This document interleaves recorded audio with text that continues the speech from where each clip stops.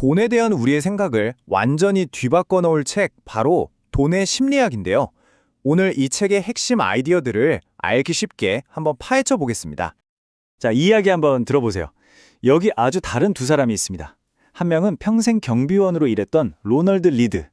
다른 한 명은 하버드 MBA를 나오고 월스트리트에서 잘 나가던 임원 리처드 퍼스콘. 둘 중에 누가 더 부자였을까요? 뭐 답은 뻔해 보이죠? 그런데 놀랍게도 이게 바로 경비원이었던 로널드 리드가 죽었을 때 남긴 순자산입니다. 우리나라 돈으로 거의 100억 원에 가까운 돈이죠. 특별한 금융 지식 같은 건 없었어요. 그냥 끈기 있게 꾸준히 투자했을 뿐입니다. 그럼 반대로 최고의 스펙을 가졌던 리처드 퍼스컨은 어떻게 됐을까요? 안타깝게도 그는 탐욕 때문에 무리한 투자를 하다가 결국 파산하고 말았습니다. 이 두 사람의 이야기가 뭘 말해줄까요? 바로 이겁니다. 돈 문제에 있어서 성공은요, 머리가 얼마나 좋으냐의 문제가 아니라는 거예요. 이건 일종의 소프트 스킬, 즉 아는 것보다 어떻게 행동하느냐가 훨씬 더 중요하다는 거죠. 네, 그래서 첫 번째 핵심 원칙은 바로 이겁니다. 금융 성공은 똑똑한 머리가 아니라 결국 당신의 행동에 달려있다는 거죠. 사실 아무리 똑똑하고 지식이 많아도요, 이런 인간적인 감정 앞에서는 속수무책일 때가 많아요.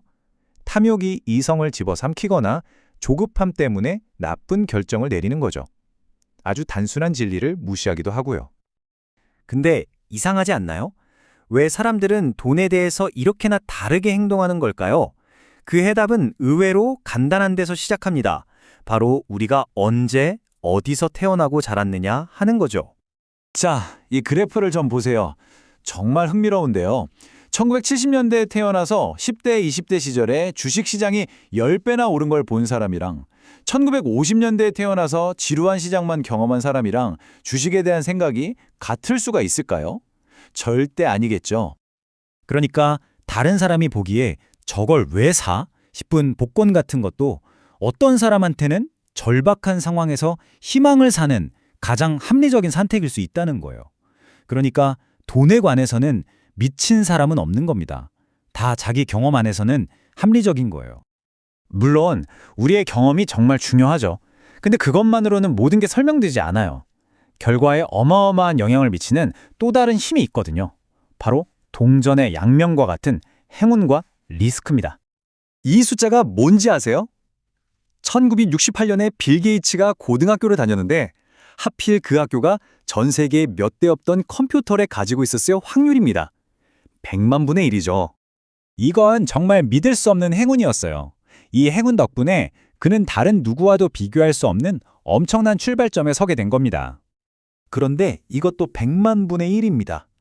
빌 게이츠만큼이나 똑똑했던 그의 동업자 켄트 에반스가 졸업도 하기 전에 등반 사고로 목숨을 잃을 확률이었죠. 보세요. 똑같은 확률의 힘이 한 명에게는 엄청난 행운으로, 다른 한 명에게는 비극적인 리스크로 작용한 겁니다. 이건 우리 인생의 결과가 결코 우리 통제 안에만 있는 게 아니라는 걸 아주 명확하게 보여주죠. 자, 이렇게 운이 중요하다는 걸 인정하고 나면 아주 중요한 깨달음에 이르게 됩니다. 부자가 되는 것과 부자로 남는 것은 완전히 다른 게임이라는 사실을요. 부자가 되려면 리스크를 감수하고 아주 낙관적으로 적극적으로 달려들어야 합니다. 이건 공격이죠.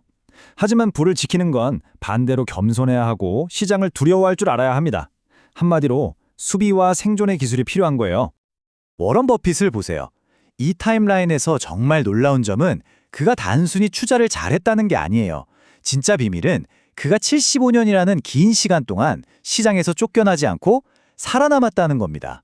그렇게 버티면서 복리라는 마법이 작동할 시간을 벌어준 거죠. 찰리 먼거의 이 말이 정말 핵심을 꿰뚫었습니다. 가장 중요한 건 생존이에요. 시간이 내 편이 되게 만들고 싶다면 무슨 일이 있어도 게임에서 퇴장당하면 안 됩니다.